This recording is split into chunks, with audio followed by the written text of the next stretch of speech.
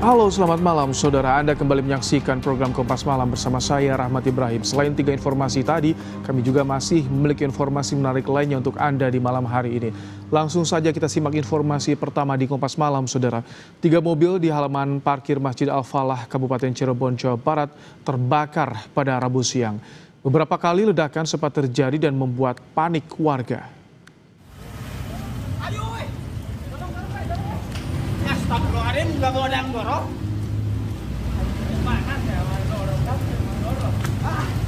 Api pertama kali membakar mobil angkutan umum dan merambat ke 2 mobil yang berada di sisi kanan dan kiri.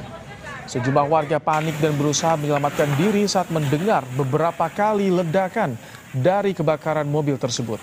Besarnya kobaran api membuat damkar harus menyemprotkan air dari jarak jauh. Tidak ada korban dalam kebakaran ini, namun kerugian diduga melebihi ratusan juta rupiah.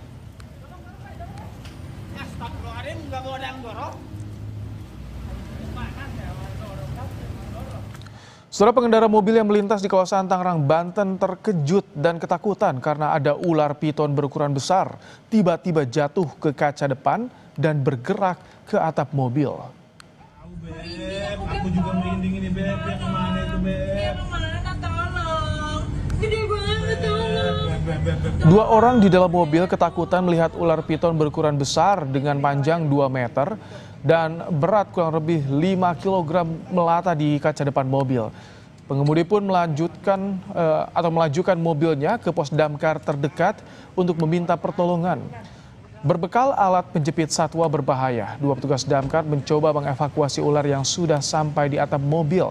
Saat dicoba tarik, ular bersembunyi di kolong mobil dekat ban belakang hingga akhirnya berhasil dikeluarkan.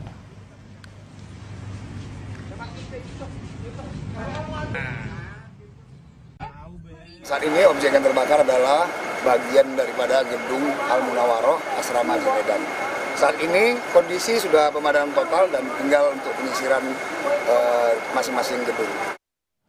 Saudara, dampak gempa magnitudo 8,7 di Semenanjung, Kamchatka, Rusia, Badan Meteorologi, Klimatologi, Geofisika BMKG Kepulauan Talaut membunyikan alarm peringatan dini tsunami di Pelabuhan Beo Talaut. Warga diimbau untuk menjauhi area pesisir pantai.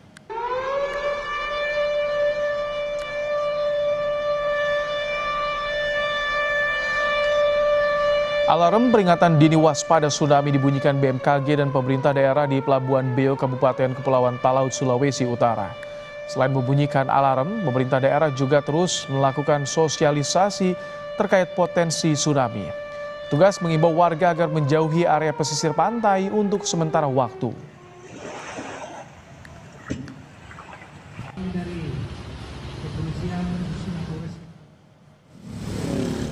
Ratusan warga di sejumlah desa di Kabupaten Halmahera Utara, Maluku Utara mengungsi ke daerah ketinggian setelah mendapat informasi terkait potensi tsunami dampak dari gempa Rusia.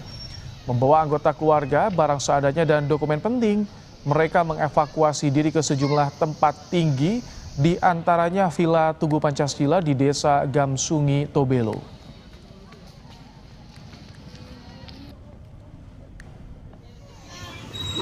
Di Manokwari, Papua Barat, warga di wilayah pesisir mengevakuasi diri secara mandiri pasca pemberitahuan peringatan tsunami dampak gempa Rusia.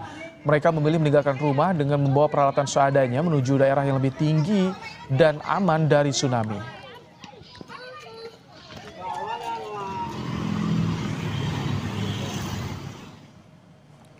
Khawatir terjadi tsunami, puluhan warga pesisir di Kelurahan Leato Selatan, Kota Gorontalo mengungsi ke Pangkalan Angkatan Laut Gorontalo.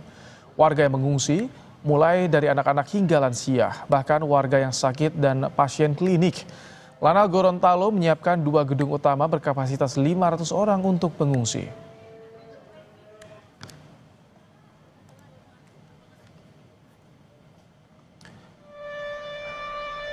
Dari pantauan BMKG terjadi tsunami minor dengan ketinggian 5 cm sampai 20 cm di beberapa daerah seperti Jayapura, Sorong, dan Halmahera Tengah pasca gempa Rusia. Meski demikian, BMKG belum mencabut status peringatan tsunami itu. Menurut BMKG, perambatan gelombang laut tsunami masih berlangsung di perairan Indonesia sehingga masyarakat diminta tetap waspada dan menjauhi daerah pesisir sampai peringatan tsunami resmi dicabut. Karakteristik tsunami itu memang unik gelombangnya. Jadi apalagi gelombang osilasi non-linear itu kan pada fase terakhir itu bisa membuat osilasi dan memiliki yang tinggi. Kasus tertentu bisa tiba-tiba di akhir itu ada muncul gelombang tsunami yang lebih besar dan tidak terprediksi. Itu yang menjadi kekhawatiran kami, dan ini juga diamin oleh Pak Abdul Muhari bahwa kita perlu mewaspadai ini, sehingga hingga saat ini pun kita belum mengakhiri peringatan tsunami-nya. Gempa 8,7 magnitudo mengguncang semenanjung Kamchatka, Rusia pada hari Rabu. Besarnya guncangan gempa memicu peringatan tsunami di sejumlah negara termasuk Indonesia.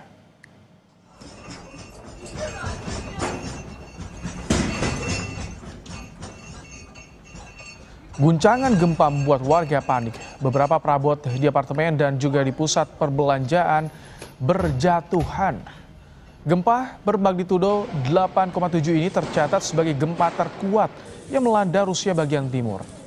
Besarnya guncangan gempa memicu peringatan tsunami di Jepang, Hawaii, serta Indonesia.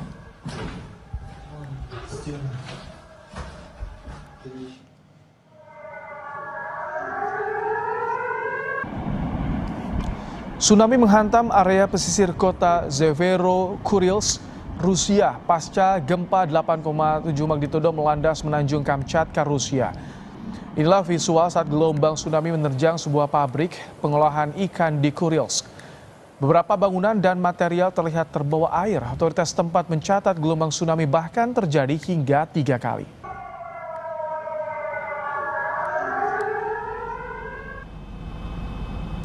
Gempa bermagnitudo 8,7 di Rusia juga mengakibatkan gelombang tsunami menghantam pantai prefektur Ibaraki, Pulau Hokkaido, Jepang. Badan Meteorologi Jepang menyatakan tsunami setinggi 40 cm terdeteksi di 16 lokasi di Jepang. Pihak otoritas mengimbau warga untuk waspada dan tidak mendekati kawasan pesisir. Akibat tsunami ini, jalur pelayaran kapal feri di Hokkaido dan Bandara Sendai ditutup. Operasional pembangkit listrik tenaga nuklir Jepang yang berdiri di sepanjang pantai Pasifik juga dihentikan untuk mengantisipasi dampak tsunami.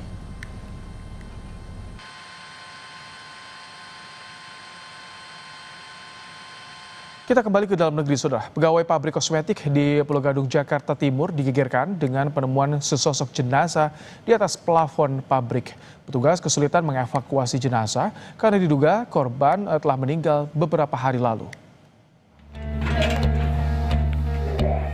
Rekaman video amatir memperlihatkan saat jenazah seorang pria ditemukan di atas plafon bangunan yang biasa digunakan sebagai pabrik kosmetik. Petugas Sudin Damkar Jakarta Timur yang tiba di lokasi langsung mengevakuasi jenazah tersebut. Proses evakuasi jenazah sempat mengalami kesulitan lantaran lokasi yang sempit dan kondisi jenazah yang sudah membusuk. Kapolsek Pulau Gadung mengatakan korban diketahui bernama Rastono, salah satu pegawai subkontraktor yang tengah bekerja di perusahaan tersebut dan sempat hilang kontak dengan pegawai lainnya. Akhirnya saksi 1 dan 2 itu penasaran kemana, ditelepon HP-nya nggak aktif. Akhirnya dia tetap mencari sampai pukul 24.00. Akhirnya nggak dapat. Akhirnya dia kemana dia selalu menghubungin, tentu tidak terjawab. Polisi kini masih melakukan penyelidikan terkait penyebab kematian korban dan mengapa korban bisa sampai berada di dalam plafon hingga akhirnya tewas. Polisi telah memeriksa 6 orang saksi. Tim Liputan Kompas TV.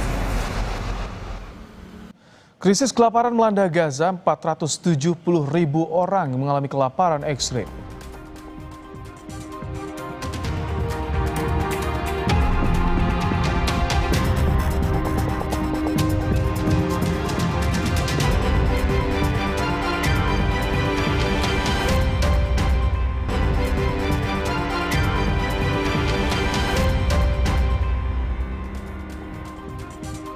Saudara, di tengah upaya dunia internasional mengatasi krisis kelaparan warga Gaza, pasukan Israel masih melakukan serangan dan tembakan di jalur Gaza. Ledakan masih terlihat di jalur Gaza pada hari Rabu, saudara. Akibat serangan dan tembakan Israel tersebut, hingga Rabu pagi sedikitnya 46 warga Palestina tewas. Sebagian besar mereka yang tewas berada di antara kerumunan saat mencari bantuan makanan. Militer Israel enggan mengomentari serangan tersebut, namun menyalahkan kelompok Hamas atas kematian warga sipil karena beroperasi di daerah padat penduduk.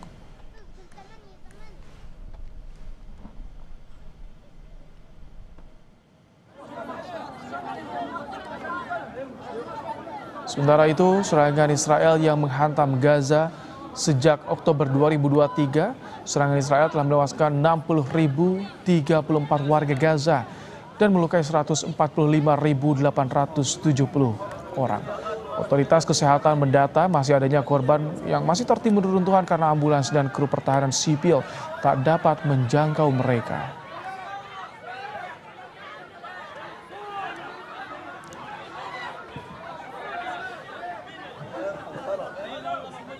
Krisis kelaparan melanda Gaza. Otoritas Kesehatan Gaza mencatat hampir 470.000 orang mengalami kelaparan ekstrim, 90.000 diantaranya perempuan dan anak-anak yang butuh perawatan nutrisi khusus.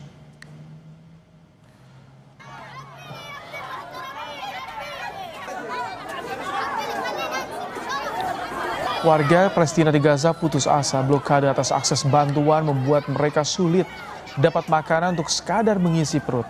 Kelaparan massal di Gaza pun kian memburuk. Angka kematian dan malnutrisi akibat kondisi ini terus meningkat. Hampir 470.000 orang mengalami kelaparan, 90.000 diantaranya wanita dan anak-anak.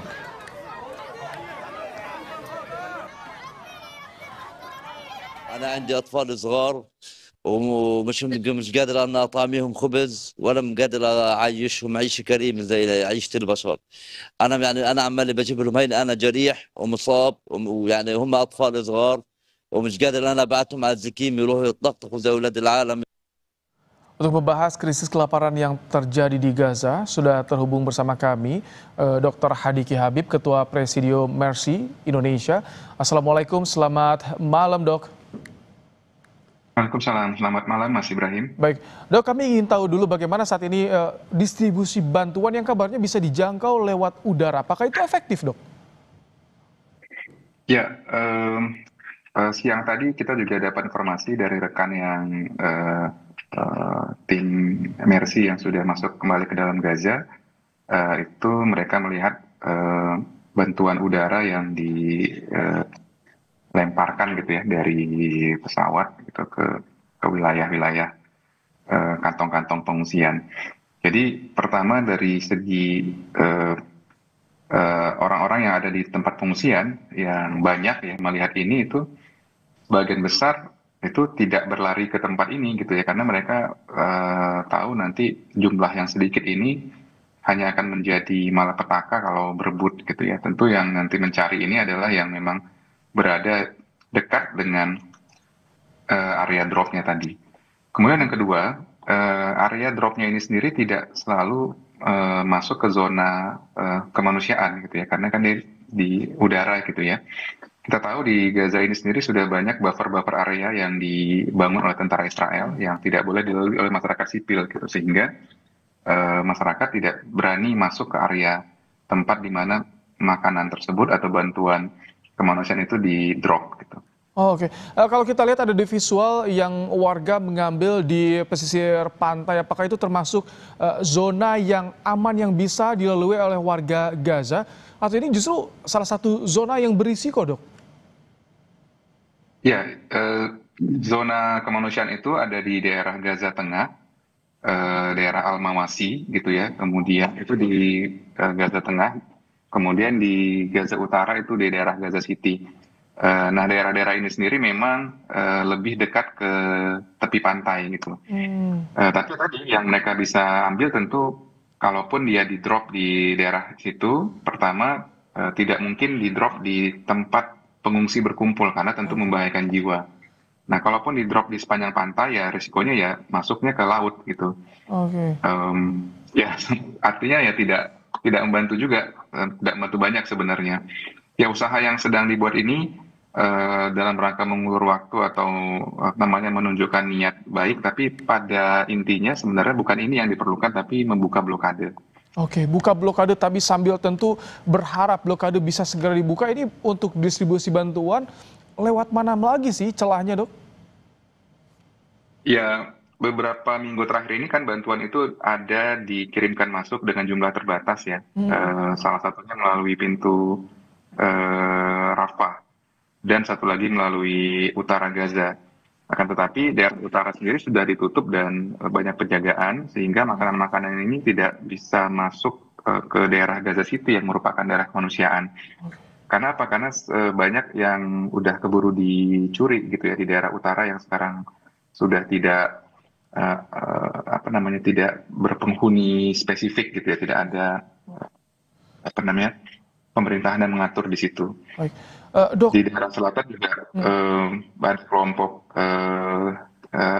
kelompok-kelompok sempalan gitu yang juga banyak mengambil looters gitu ya, mencuri gitu.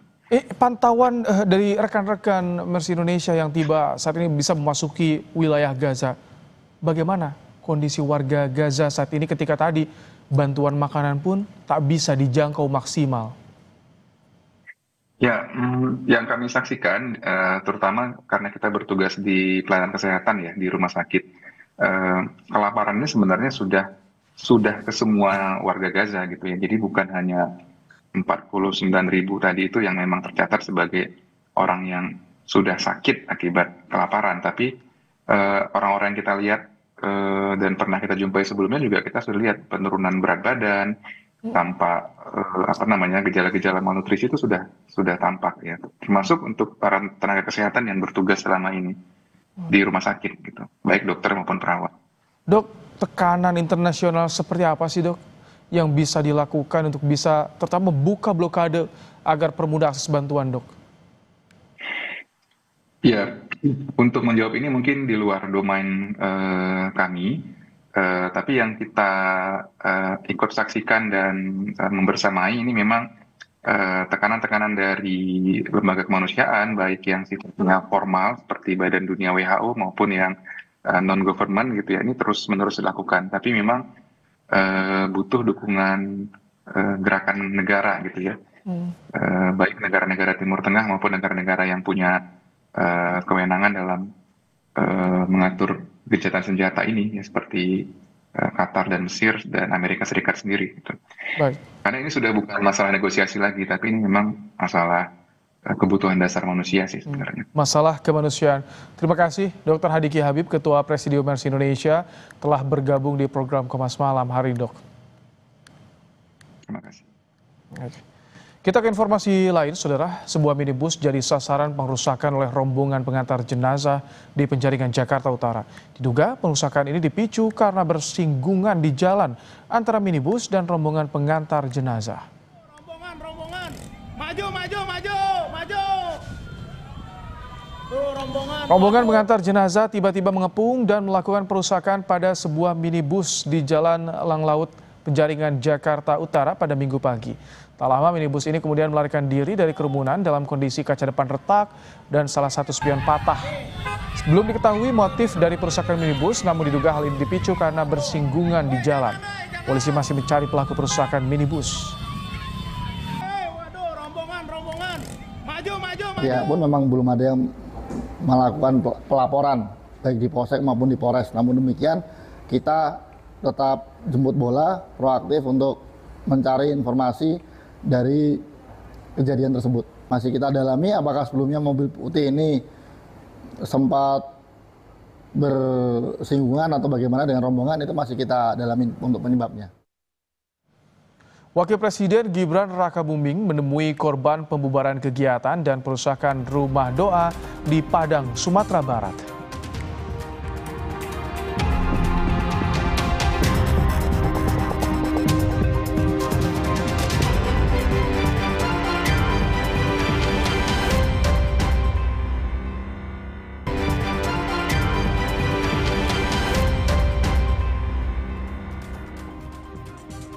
Wakil Presiden Gibran Rakabuming menemui korban pembubaran kegiatan dan perusakan rumah doa milik Gereja Kristen Setia Indonesia GKSI di Kota Padang, Sumatera Barat. Gibran menemui korban ketika sedang menjalani pemulihan trauma di kantor Dinas Sosial Kota Padang, Sumatera Barat. Gibran meminta agar korban anak diberi pendampingan psikologis hingga tuntas.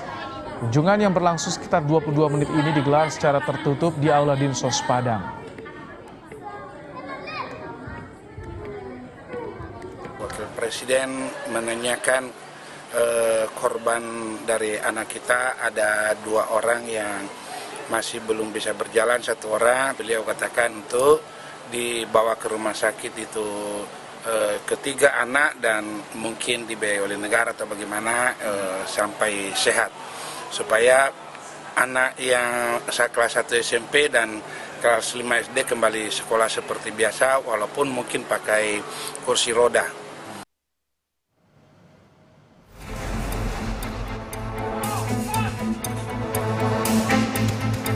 Pembubaran kegiatan dan perusakan rumah doa disertai kekerasan di Padang, Sumatera Barat pada 27 Juli lalu dikecam banyak pihak. Termasuk Menteri Agama Nasaruddin Umar yang mengecam aksi pembubaran tersebut dan berharap peristiwa serupa tidak terulang. Kementerian Agama telah menyiapkan penanganan jangka panjang atas insiden pembubaran tersebut, yaitu kurikulum cinta yang bertujuan membangun budaya saling pengertian dan mengikis prasangka antar kelompok masyarakat. Saya berharap itulah peristiwa yang terakhir ya, kejadian di Indonesia, tetapi ini obsesi kami, kesalahpahaman dan sebagainya, itu sudah harus dihentikan.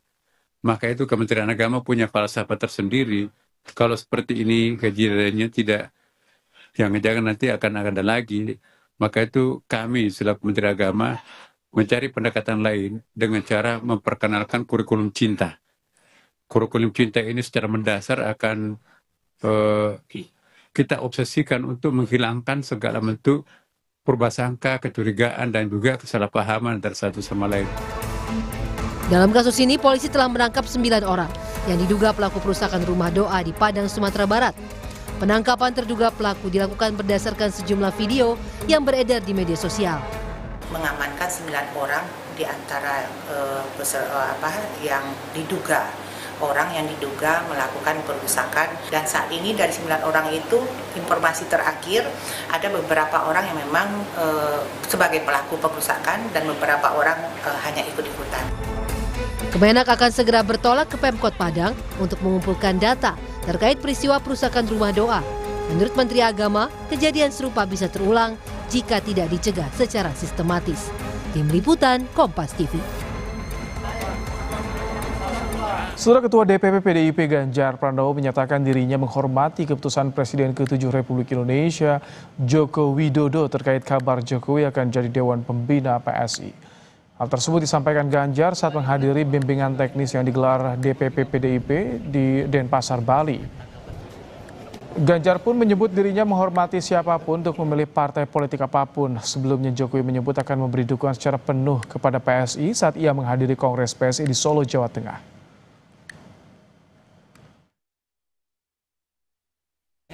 Kan Pak Jokowi dikabarkan akan jadi pembina di PSI, ada tanggapan Pak Soal? Ada tanggapan? Saya menghormati siapapun warga negara untuk memilih partai manapun. Tapi dengan masuknya Pak Jokowi, Pak, tidak pakai tapi kan, menghormati itu tidak ada tapi. Artinya tetap menghormati semua keputusan di semua siapapun termasuk Anda. Sebelumnya, Ketua Umum Partai Solidaritas Indonesia Kaisang Pangarep mengungkap sosok berinisial J telah bersedia menjadi Ketua Dewan Pembina PSI periode 2025-2030. Namun putra sulung Presiden ke-7 Joko Widodo ini tak menyebut secara detail siapa sosok J yang akan berkenan menjadi Dewan Pembina PSI. Kaisang meminta semua pihak menunggu karena struktur kepengurusan mulai Dewan Pembina hingga pengurus DPP akan segera diumumkan kurang dari 1 bulan. Untuk pos Dewan Pembina akan segera diumumkan, segera.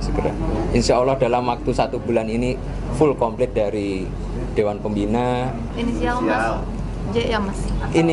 Sementara ya, inisial sementara yang berinisial J sudah berkenan untuk jadi ketua Dewan Pembina. Ya Mas.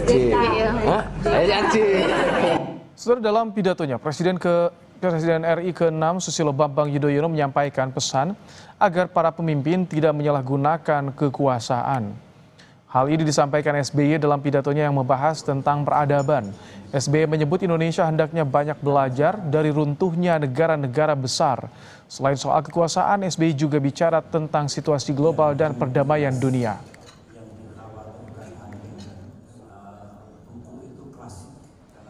Satu abad terakhir kita kerap menyaksikan negara kuat jatuh, saya ulangi, negara kuat jatuh lantaran pemimpinnya meletakkan dirinya di atas pranata hukum, di atas sistem yang adil, dan di atas kesetiaan sejati terhadap negara dan rakyatnya.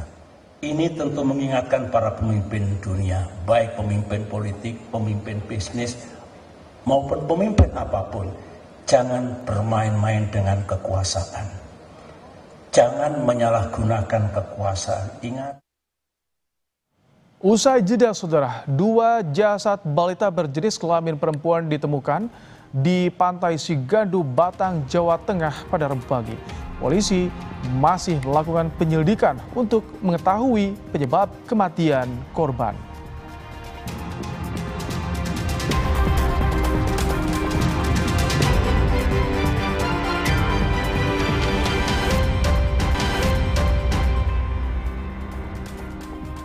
Setelah 2 jasad balita berjenis kelamin perempuan ditemukan di Pantai Sigandu, Batang, Jawa Tengah pada Rabu pagi. Polisi masih melakukan penyelidikan untuk mengetahui penyebab kematian korban. Informasi penemuan jasad tersebut awalnya didapatkan dari seorang pengunjung pantai yang melihat salah satu jasad balita dikiranya boneka. Selang 1 jam kemudian polisi menemukan jasad balita lainnya yang kondisinya lebih mengenaskan.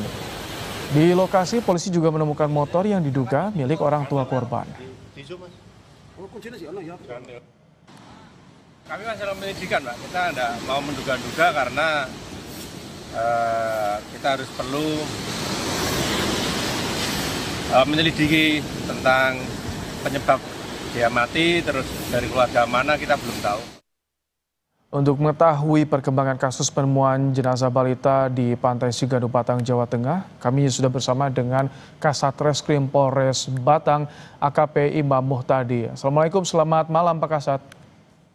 Selamat malam Mas Rahmat Kufren.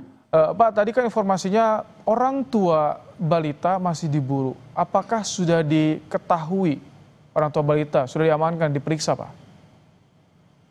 Jadi dapat kami jelaskan Mas bahwa kejadian tadi pagi temuan jenazah 2 anak umur 3 tahun dan 6 tahun di lokasi Pantai Sigandu ditemukan pada pagi jam 7 dan jam 8. Selanjutnya berdasarkan informasi dari bapak korban bahwa kedua anak ini pergi dengan ibunya. Dan kemudian pada siang hari, pada sekitar jam 1 siang, ibunya ditemukan tidak jauh dari lokasi tempat anak tersebut meninggal dunia di lokasi Pantai Sigandu. Baik, 2 balita yang ditemukan apakah ada tanda-tanda kekerasan, Pak Kasat? Dapat kami jelaskan bahwa saat ini masih dalam proses otopsi di Rumah Sakit Umum Daerah Kalisari, Batang. Untuk mengetahui apakah ada luka-luka terhadap tubuh korban. Baik, jadi yang sudah diperiksa itu bapak korban, kalau ibunya bagaimana Pak? Jadi untuk ibunya sementara malam ini masih dalam proses pemeriksaan, jadi yang bersangkutan masih dalam kondisi yang tertekan, jadi kita belum bisa maksimal untuk mendapatkan keterangan yang bersangkutan. Kalau pemeriksaan dari bapak korban, apakah ia tidak mengetahui ibunya itu mengajak kedua putrinya ke pantai atau bagaimana sebetulnya kondisi mereka saat itu? Informasi dari bapaknya dan bahkan bapak kandung dari ibunya ini menyampaikan bahwa sebelumnya tidak ada kejadian, tidak ada konflik rumah tangga. Nah, tetapi bahkan pada malam harinya itu mereka nonton TV bareng di rumah dan tidak ada permasalahan. Pagi harinya jam 5, jam setelah sholat subuh, itu tanpa diketahui oleh suami korban, suami dari anak-anak ini, ibunya ini mengajak dua anaknya ini untuk main ke pantai. Itu sementara yang kami dapatkan keterangan dari ibu korban. Itu bapak korban tidak mencurigai mengapa pagi-pagi dibawa ke pantai. Apakah sempat mengejar atau mencari ketika tidak pulang ke rumah? Jadi perginya pagi ini tidak izin dari bapaknya, Pak. Oh. Jadi baru sadar kapan bapak korban mengetahui kalau anaknya belum pulang-pulang? Jadi diketahuinya setelah korban pertama yang anak 3 tahun ini ditemukan oleh masyarakat yang saat itu lagi wisata di Pantai Sigandu, kemudian korban dibawa ke RSUD dan kemudian ada temuan jenazah ini diposting di Facebook. Dari bapak korban ini melihat di Facebook ciri-ciri korban mirip anaknya. Kemudian bapak korban ini mendatangi RSUD untuk mengidentifikasi dan membenarkan bahwa korban tersebut adalah anaknya dan menginformasikan bahwa kakaknya yang berumur 6 tahun dan ibunya juga tidak ada di rumah. Nah, setelah itu kemudian kami tim melakukan pencarian lagi terhadap kakak korban dan ditemukan tidak jauh dari lokasi pertama kali korban ditemukan, sekitar 50 meter. Bagaimana dengan sang ibu? Apakah ditemukan di lokasi juga atau bagaimana? Sempat dicari juga kabarnya? Ya, untuk ibunya sempat dicari, tetapi baru ketemu pada siang hari sekitar jam 1. Itu ditemukan juga tidak jauh dari lokasi sekitar 100 meter, berada di bekas toilet portable, di dalam toilet portable yang ada di lokasi sekitar situ, Pak. Itu lagi sedang apa ibu korban di sana? Apakah dia juga tahu ketika polisi ke lokasi di pagi-pagi mendapati anaknya tewas di pantai? Dari hasil kami pencarian pemeriksaan, jadi ibunya itu semacam kayak tertekan, depresi, berada di dalam bekas toilet portable itu, Pak.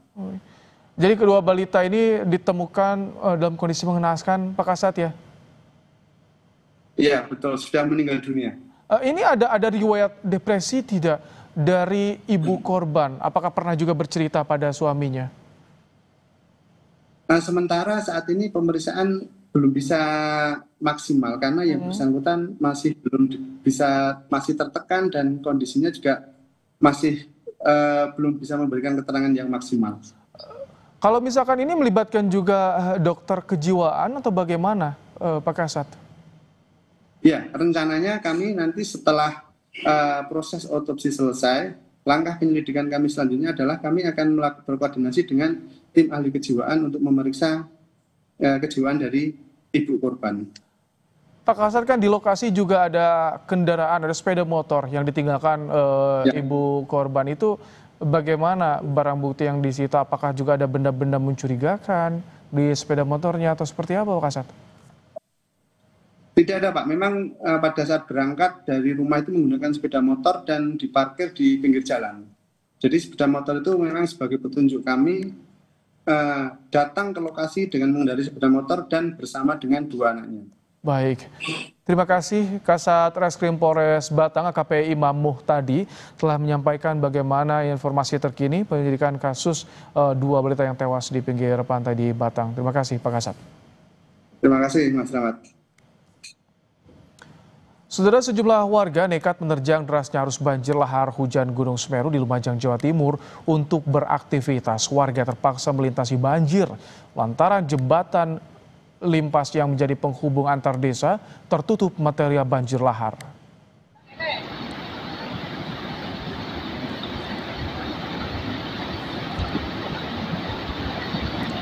Video amatir memperlihatkan saat warga nekat menyeberangi derasnya arus banjir lahar Sungai Regoyo Desa Jogosari, Candipuro. Warga terpaksa melintasi banjir demi dapat beraktivitas dan pulang ke rumah mereka. Warga di Dusun Sumber Langsep terisolasi selama 2 hari akibat banjir. Sementara jembatan limpas yang menjadi akses penghubung antar desa tertutup material banjir lahar. Pemerintah setempat tengah mengupayakan agar jembatan limpas bisa segera diperbaiki sehingga mobilisasi warga dapat kembali normal. Saya lapor Pak Menteri PU karena ini jembatan limpas adalah asetnya kementerian, asetnya pusat. Kami berharap segera dilakukan normalisasi karena jembatan Limpas ini sudah tertutup timbunan material ya akibat lahar Semeru. Longsor tambang galian C di Jepara, Jawa Tengah menewaskan 1 orang pekerja pada Selasa sore, saudara. Polisi langsung menyegel lokasi untuk proses penyidikan. Korban tewas tertimpa material longsor saat ia bersama 2 orang temannya tengah menaikkan muatan batu ke atas dam truk di galian C, Jepara. Saat kemudian terdengar bunyi gemuruh diikuti material longsor.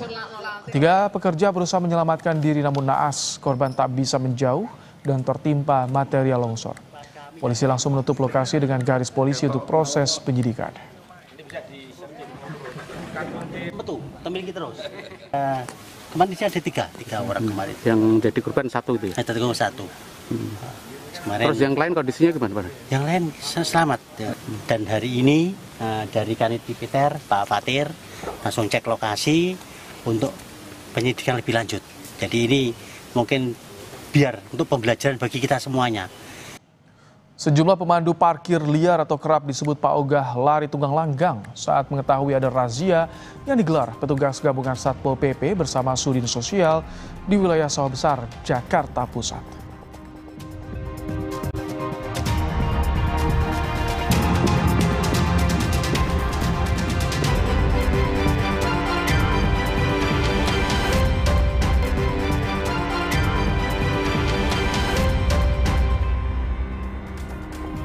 Saudara, sejumlah pemandu parkir liar atau kerap disebut Pak Ogah lari tunggang langgang saat mengetahui ada razia yang digelar petugas gabungan Satpol PP bersama Sudin Sosial di wilayah Sawah Besar, Jakarta Pusat.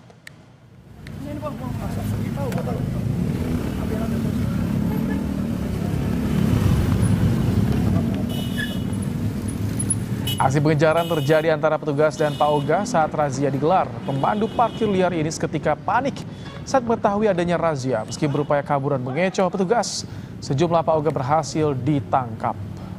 Petugas menjaring 11 orang yang terdiri dari Pak Ogah dan penyakit masyarakat lainnya. Setelah pendataan, ke-11 orang dibawa ke panti sosial untuk dilakukan pembinaan.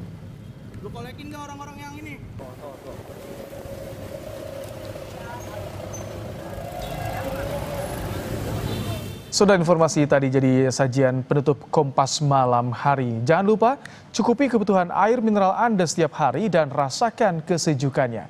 Saya Rahmat Ibrahim, terima kasih, sampai jumpa.